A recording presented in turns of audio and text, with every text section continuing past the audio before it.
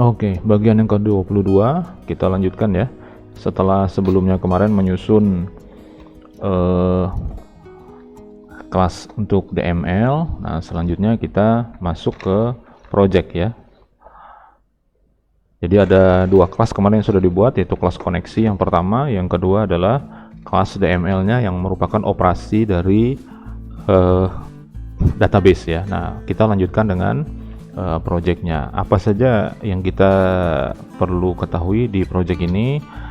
Ya, yang pertama, rencana project-nya adalah kita akan membangun aplikasi manajemen kamar kos ya. Nah, ini yang paling sederhana ya, tapi tetap menggunakan database yang tabelnya berelasi. Jadi nanti ada sebuah data master dan juga sebuah data transaksi ya. Intinya adalah dua buah tabel master, data master, dan data transaksi. Kemudian konsep yang kita terapkan adalah menggunakan OOP ya, Object Oriented Programming, atau menggunakan PBO ya, dan kita menggunakan kelas koneksi juga kelas DML yang sudah kita buat sebelumnya. Jadi dua kelas itu kita akan gunakan dalam project ini ya, dan itu juga nanti akan saya minta dalam project akhir di UAS-nya ya, menggunakan kelas koneksi ini dan kelas DML, dan ada nanti kelas tambahan ya yang kita akan pelajari dulu baru nanti digunakan dalam project akhirnya. Nah, hasil yang ingin dicapai dari project ini adalah setidaknya kalian itu memahami tentang cara kerja OOP itu seperti apa, dan juga bagaimana menerapkan OOP-nya itu dalam menyelesaikan masalah. Dalam hal ini adalah membangun sebuah aplikasi sederhana untuk manajemen kamar kos dan juga transaksi dari penyewaan kamar kos tersebut ya. Nah, kita perlu menyebutkan dulu batasan-batasan dari aplikasi atau dari project kita ya, karena kalau tidak disebutkan itu kita nanti kesulitan ketika membuat aplikasi, terutama lagi ketika ada orang yang melakukan kritik terhadap aplikasi yang dibuat gitu ya. Jadi kalau tidak ada batasan itu seolah-olah ya harusnya sempurna gitu ya. Nah, karena kita tidak mungkin dalam praktikum itu membuat yang sempurna, kita perlu menyebutkan batasannya apa saja. Ya, yang pertama sifatnya adalah nanti ya, kita membangun aplikasi ini bertahap bersama-sama. Jadi kita sebutkan dulu batasannya di sini ya. Yang pertama adalah bersifat single user ya. Jadi tidak multi user gitu ya.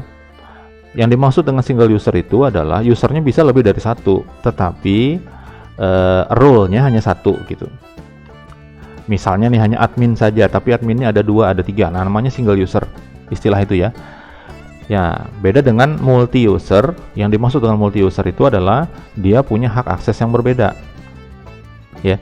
Jadi misalnya nih ada adminnya, misalnya ada penyewa, misalnya yang bisa akses juga ke dalam aplikasi. Nah, itu disebut dengan multi user. Ini konteks yang kita bahas sekarang ya. Jadi single user yang dimaksud adalah hanya ada satu orang, satu role pengguna saja, yaitu admin saja yang bisa menggunakan aplikasi ini. Walaupun nanti adminnya bisa lebih dari satu orang dengan akun yang berbeda, tetapi role-nya tetap satu aja. Oke, kemudian tampilannya adalah HTML biasa ya. Mungkin nanti ditambah dengan CSS sedikit, tapi tanpa framework CSS ya. Jadi memang menggunakan HTML saja. Karena ini tahapnya adalah yang difokuskan tadi adalah tujuannya pemahaman tentang OOP-nya dan bagaimana menggunakan OOP itu dalam pembuatan aplikasi. Kemudian navigasinya, nanti menunya nanti menggunakan link biasa juga, tidak ada gambar dan sebagainya ya. Jadi langsung aja kalau diklik nanti ngarah ke file apa kayak gitu. Nah, kita juga tidak membahas tentang bagaimana caranya mencegah potensi SQL injection, misalnya itu enggak ya. Itu nanti silakan dicari sendiri saja. Yang saya fokuskan adalah OOP-nya, konsep OOP-nya. Dan kita juga tidak membahas tentang kemungkinan ancaman keamanan data lainnya ya. Jadi misalnya ada pencurian data lewat apa gitu selain SQL injection, nah itu kita nggak bahas ya. Seperti itu. Tapi untuk keamanan dalam sisi single user tadi yang harus login dulu dan sebagainya, nah itu nanti kita buat secara bertahap. Nah, kemudian tidak menerapkan validasi entry data. Jadi kita juga tidak menerapkan misalnya isian ini harus panjangnya hanya sekian saja dan sebagainya. Itu tidak ya. Yang umum saja yang kita akan gunakan validasinya, misalnya isian itu tidak boleh kosong, kemudian formatnya harus misalnya number, harus angka saja atau bisa dicampur dengan yang lain, misalnya ya seperti itu. Nah, itu saja yang kita akan bahas. Kemudian dalam proses penghapusan, nah itu kita akan menggunakan konfirmasi, menggunakan JavaScript secara singkat untuk mengkonfirmasi apakah yakin akan dihapus atau tidak. Dan kita tidak juga menerapkan sistem data delete, save delete atau soft delete gitu ya, enggak ya. Soft delete itu maksudnya kalau dihapus dari pengguna itu hilang datanya, tapi sesungguhnya di database masih ada gitu ya. Jadi semacam gunakan status saja bahwa ini sudah dihapus sama tidak, padahal sebetulnya data itu masih ada, hanya tidak tampil saja ketika kita pilih hapus gitu ya. Nah, itu kita tidak terapkan. Jadi kalau nanti menghapus ya hapus memang terhapus, kalau sudah dikonfirmasi oke, langsung terhapus semuanya ya. Nah, itu batasan kita. Ada batasan-batasan lain yang mungkin nanti akan kita bahas ketika kita sudah masuk ke projectnya ya, seperti itu. Oke, saya lanjutkan. Kebutuhan datanya tadi sudah disebutkan, ada kebutuhan data master sama data transaksi ya. Data master itu berhubungan dengan data dari kamar kos, kamar kosnya. Jadi jangan membayangkan seperti barak pakai pintu-pintu masing-masing gitu ya. Ini kita anggap saja sebuah rumah, ada kamar-kamarnya, yang kamar-kamar itu disewakan seperti itu ya. Yang ukuran kamarnya nanti juga berbeda-beda supaya kita bisa menerapkan supaya kita bisa bedakan gitu ya, bahwa ini ada data yang berbeda. Nah, kemudian atributnya dari kamar kos itu diantaranya adalah kode kamar kita bikinkan nanti. Terus sebutan nama kamarnya itu apa tuh untuk model yang seperti itu ya. Terus ukurannya, fasilitas yang ada di dalamnya, terus biaya sewa per bulannya. Ya, jadi kita pakai yang per bulan ya, karena ada juga kan kos itu yang seperti rumah singgah, dia menyewakan harian juga bisa gitu ya.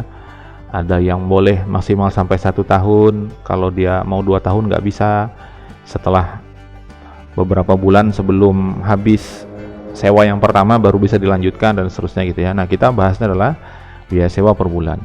Ini data masternya, artinya ini menjadi data utamanya yang nanti akan dirujuk atau direferensi oleh data yang lain, yaitu data transaksi. Ini data yang kedua.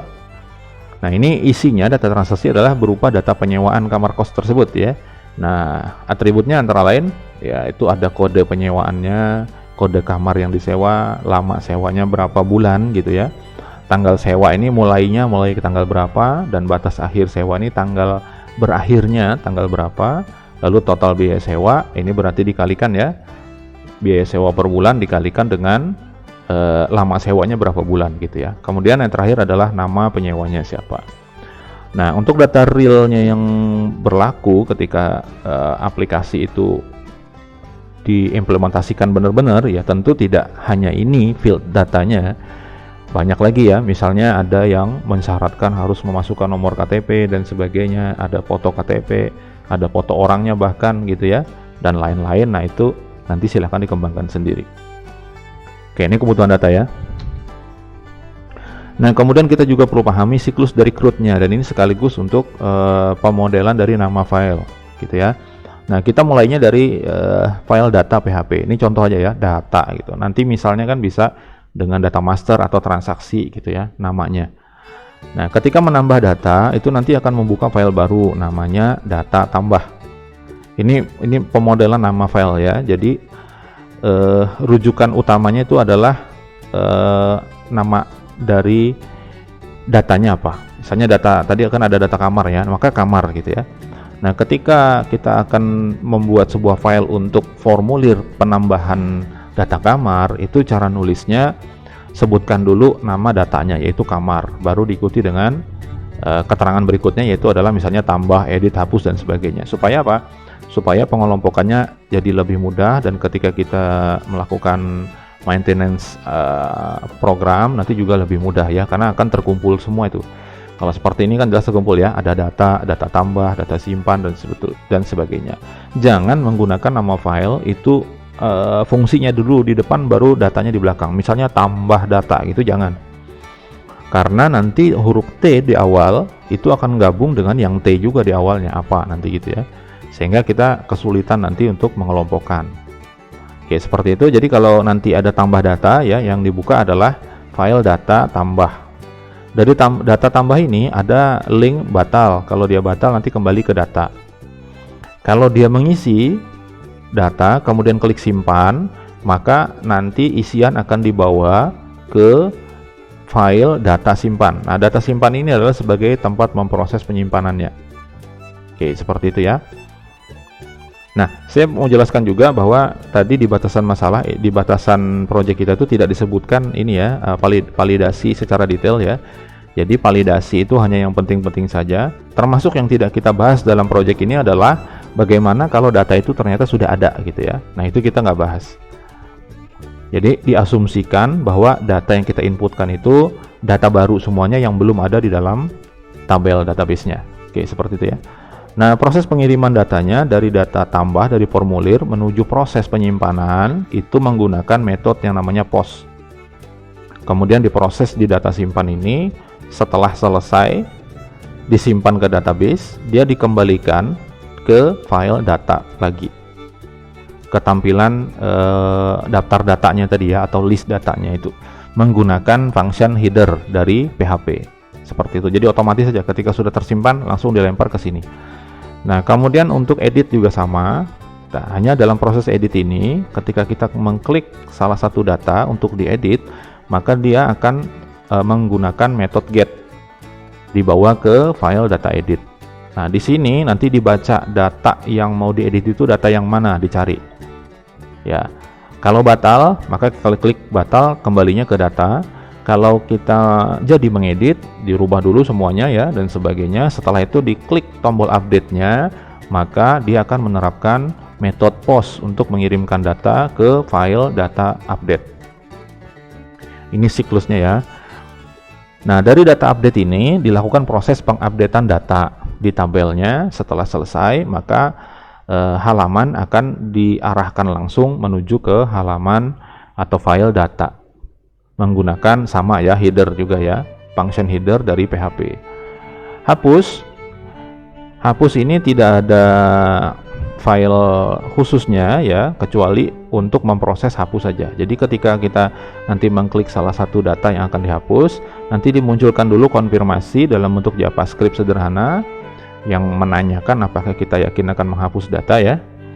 Kalau kita yakin oke, maka kita akan dibawa ke file data hapus ya dengan metode get, yang di situ ada data yang dibawa gitu ya, secara teks itu kelihatan di dalam URL-nya data apa yang mau dihapus.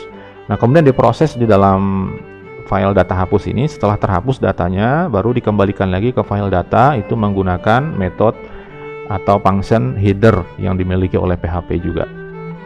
Nah, sedangkan pada saat menghapus tadi, ketika ada konfirmasi, ternyata kita cancel, maka dia tetap berada di file data ini ya. Nah, seperti itu siklusnya. Jadi nanti untuk data master seperti itu, untuk data transaksi seperti itu ya. Tetapi di data master nanti ada sedikit perbedaan ya. Tidak sama tuh, pada saat proses menghapusnya saja yang berbeda. Tapi yang penting adalah model penamaan filenya seperti itu tadi. Jadi fungsinya itu ditaruh di belakang dari nama datanya ya, untuk nama filenya. Oke, kalau masih bingung silahkan nanti di pause, diulang kembali ya. Oke, navigasi aplikasinya seperti apa? Nah, ini halaman daftar transaksi, ini sebagai halaman utamanya nanti ya, ada tambah, kemudian nanti ada batalnya, itu linknya ya, edit juga ada batalnya, kemudian kalau klik hapus ada konfirmasi, kalau dia cancel dia tetap, kalau dikonfirmasi oke, maka data dihapus ya. Nah, begitu juga untuk daftar kamar ya, atau master data ini, ada tambah dan batalnya, ada edit dan batal, kemudian ini saya bedakan warnanya nih, hapus dan konfirmasi. Ini yang saya katakan tadi, ada perlakuan yang berbeda antara data master dengan data transaksi. Data transaksi ketika dihapus, maka yang dihapus hanya data transaksinya saja. Oke, beres ya, sampai di situ.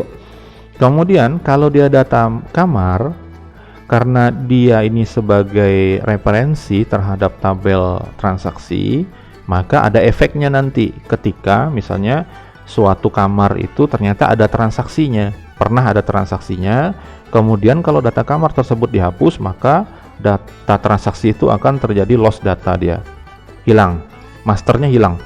Nah, supaya itu tidak terjadi, maka sebenarnya ada beberapa pilihan ya.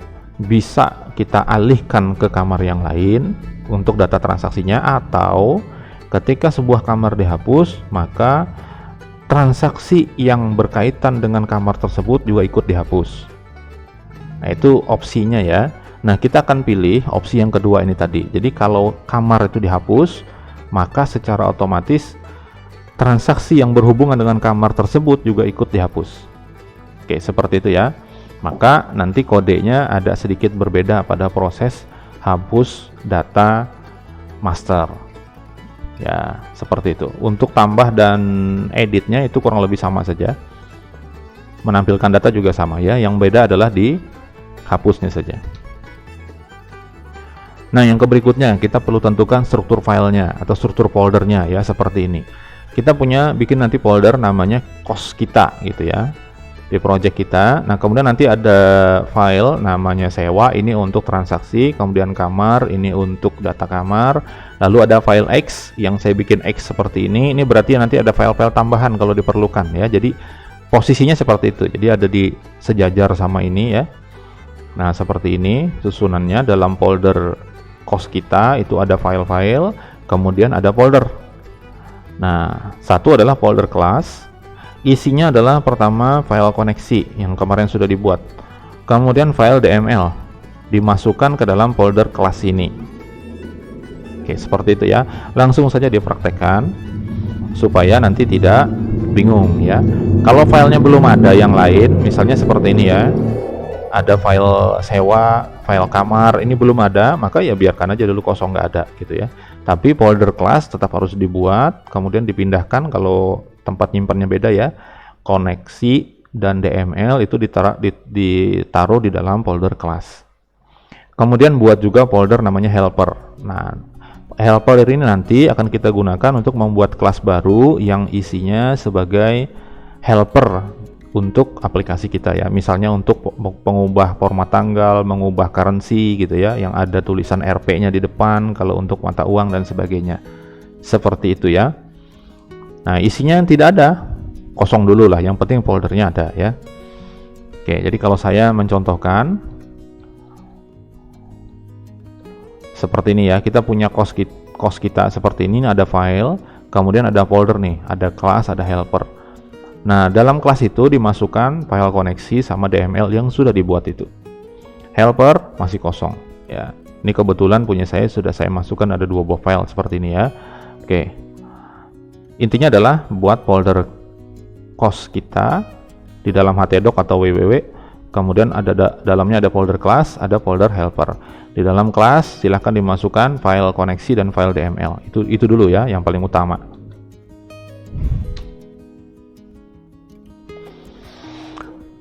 Oke, kalau kurang jelas nanti silahkan ditanyakan ya. Nah, kita masuk ke bagian yang ke-23 yaitu project database. Maksudnya adalah struktur dari database-nya itu seperti apa.